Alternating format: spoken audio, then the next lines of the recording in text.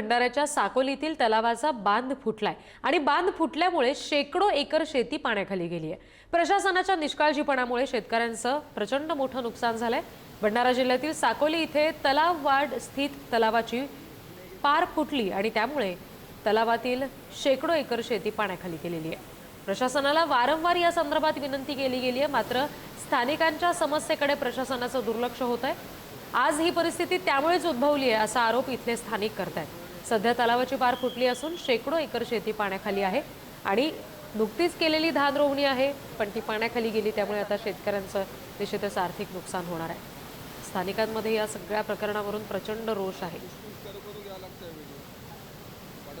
साकोलीचा जो मेन तलाव आहे त्याची मेन तलावाची सेंटर पॉईंट इथून फुटलेला आहे आणि ती पाड फुटल्याने जवळपास एक 800 ते 1000 एकरचा आपण माझ्या मागे बघू शकता। इथे 800 ते 1000 एकर पाण्याखाली ही शेती आता पूर्ण चाललेली आहे। लाखांदूर रोडसुद्धा बंद होण्याच्या मार्गावर आहे। आता तिथे 2 फूट पाणी चढलेलं आहे आणि तिकडचे जे 2 परिवार आहेत आम्ही ते हलवलेले आहेत। आणि मला एवढंच म्हणायचं आहे की प्रशासनाच्या दुर्लक्षामुळे ही आज घटना झालेली आहे।